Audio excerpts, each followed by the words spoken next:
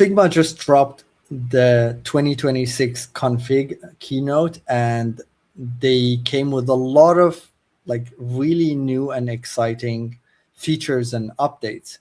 Cmd+AI. Well, let's start with the UI. You see the UI is a bit different, but that they released it even prior to the config. What we have here is a design we did for a client, and now I went back in, this is from 2 years ago, and I wanted to see like what could I do today if I were using these new Figma tools. Now you can do things like this with Figma shaders. So I just duplicated this, brought it here, and I asked the Figma agent to create me a shader. The way you can do this is going to tools, for example, and here you can create a shader effect or a shader fill. And the way you access it is from the fill panel.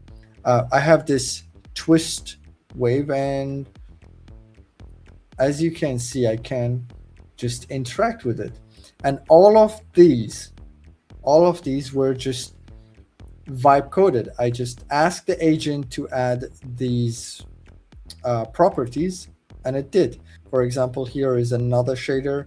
This wave, originally it was just like static SVGs, but now it's kind of like interactive in a way that I can design my own. I can play with it, I can change it. That's really, really awesome. I made another few, but they didn't turn really well. So the one above is our original design, and we did actually have this as we found it on GitHub 2 years ago. We use this for this project, and now I thought like, can Figma actually recreate this? And not really.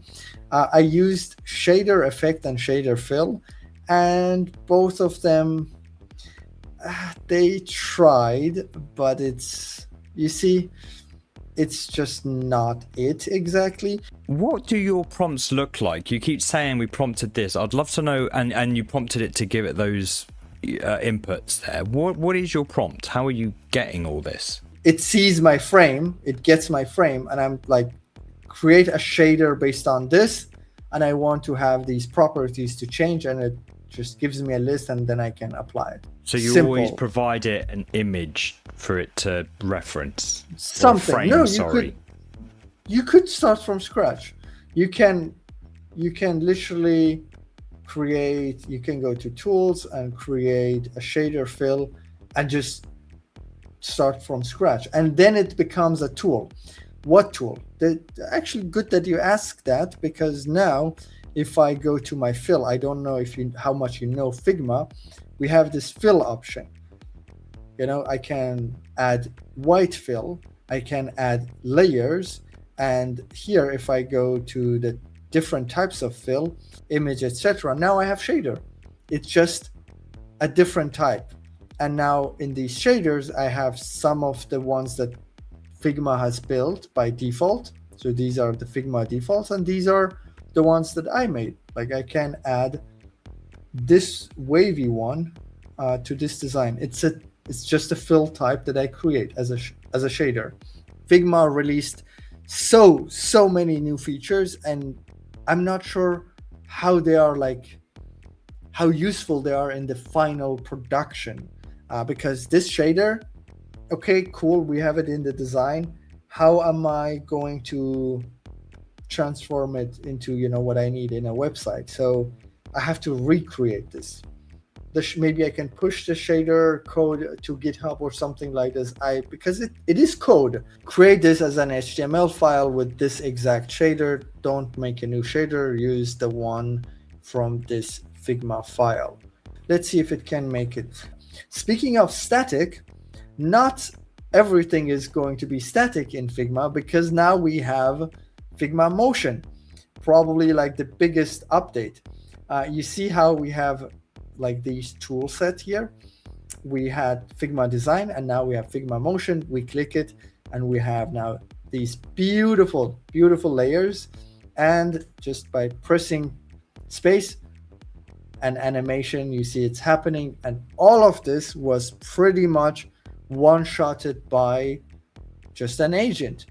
So if you want, you can go in, You can go nuts. You can create these like animations, and you can play around with the animation.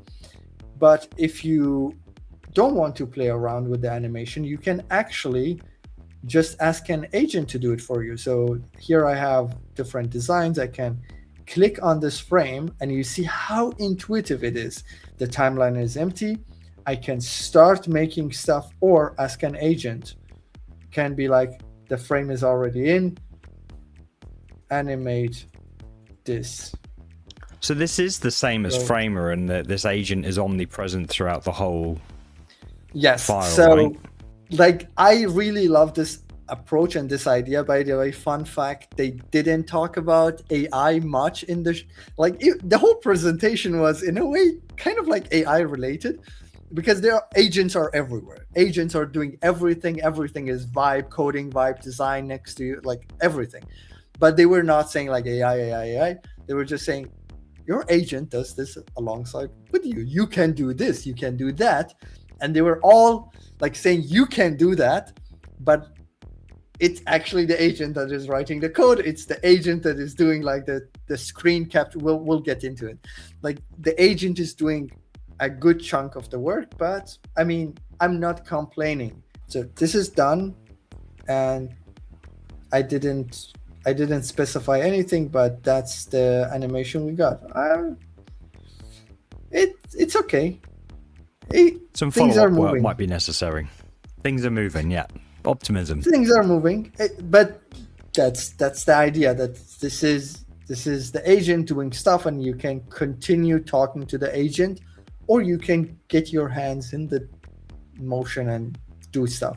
So I genuinely think this is like the way to go with AI, where you have the agents to interact with the tool, but you also have this, like, all of these manual controls as well. So I love that approach, and I want to see that with Webflow, to have a canvas and agents to do everything, because now code is design is code. We'll get into this, and as this is happening, I will tell you a little bit about this. So here in the presentation, they started to talk about code in a very interesting way. So Figma sees code as a subset of design. They see it as what they call a material. So, when you design something, you might design with a pen and draw something, but you might also want to code something. That's how they interpret it, and that's how they want to see it. Now you see this on the screen. These are not out yet, but these are code layers. So a code layer is just like a frame. You know how in Figma you can press F and make a frame? Soon you will be able to create a code layer. And what's really cool about that code layer, it's live. It's running in the canvas. You can pull it literally from your GitHub, and you can do very interesting stuff with it. For example, you see your code, and you can ask an agent to show you all the different screen and different states from that code component, and it just puts it on the screen. So you see all the different states. Things like this are very, very interesting, and I kind of like vibe code alongside with teammates. What's a very strong point of Figma? The multiplayer aspect of it. Like, we can go in, you can start vibe coding something, I can see your prompt and I can continue, or I just literally take whatever you're working on it and then I duplicate it, and that's a whole new, I guess it's a work tree, or a copy of like the whole work. Either way, as you see now, you can also extract the design layers and you can work alongside with your teammates. So I'm very excited to work on this, to work with this, but I'm not sure how I will put it in my work process. Like, what I like about Figma is the canvas. So maybe if I'm creating a website, maybe I can use this feature to make like multiple versions and make it work and all of that, and then export it later, but also have the ability to manually tweak stuff. So maybe that's where this is really useful. It all sounds very exciting, very interesting, also technically and from a geeky perspective, but I'm not sure how it will fit this very new work process that we have. I mean, this project that we are doing together, we did a lot of it in Figma, but there are some parts of it that are done just in code, right? So I don't know how useful Figma will be there. Anyway, the next thing they announced, I want to go through it very fast, was Weave, a node-based image and video generation tool. So you basically have these nodes. You have some of these are inputs as an image. The other one is another image input as a style reference, and another one might be a prompt. You connect these and then you get an output. They show how like even an animation with a reference, they are like, you know, transforming the style of it. One thing that I'm not sure about is like, how much is this gonna cost? How am I going to use this just because it's inside of Figma, or am I going to use another provider? I guess under the hood, the API is, you know, the Google API and the OpenAI API and all others.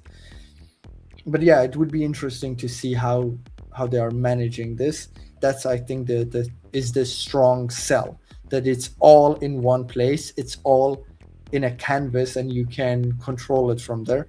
I'm very shocked they didn't go like super hard on websites, like Figma sites, and they mentioned it here and there. But I was kind of like thinking that they will have like a full-on system that will replace Framer and even potentially Webflow. But they have like many technically very interesting stuff, but not websites. Well, it's the websites is the thing that brings a lot of this together. I mean, Framer is also is for graphic design and for video now, right? But websites bring, especially with the code components, bring all of this together. So it seemed like that would be the cherry on the top. Whereas they're basically saying, build it all in us and then put it all out and then put it into your website that's hosted and built elsewhere. So it's like, I mean, don't get me wrong, I don't mind that, you know. At the end of the day, like Framer Sites was a shit show when it launched. It was awful, and they haven't really done anything with it. And it just goes to show that they tried something and it failed. Webflow has this production side of things. Framer has this like early ideation and generation side of things. So in my ideal world, I would have design in Webflow. The reason for that is Webflow code is like the Webflow styling panel is the closest to pure code out of all of these no code tools. Let's see what Warp did, what Claude did in Warp. So is this now?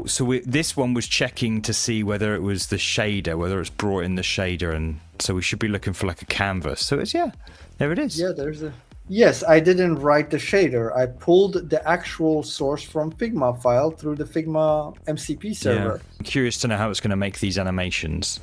Look at this. Yes, I can see it. The Figma MCP exposes full keyframe motion data, and Node has a timeline animation attached. Here's what I see. So it sees the nav animation and the phase and the Y plus 30 plus 32. So you can do the translation. You could translate this to GSAP, to be honest. You could just say, can you recreate it in GSAP, right? These technologies, these new tools in Figma, they look really interesting. The part that is missing for me personally is like, okay, where am I going to actually use this while I see the process has already changed, while I'm already doing stuff in Claude Code and my clients are giving me Claude Code websites for me to implement somewhere else. Where is Figma with all these tools going to play a role? I don't know. I will be playing with it, and you can bet on Polymarket that you will hear from us about this again. This is part of a larger conversation on my show, Command AI, which we stream live every single week. We discuss the news and all things related to AI in the world of design and web. Catch us next week and join in the banter. Command AI.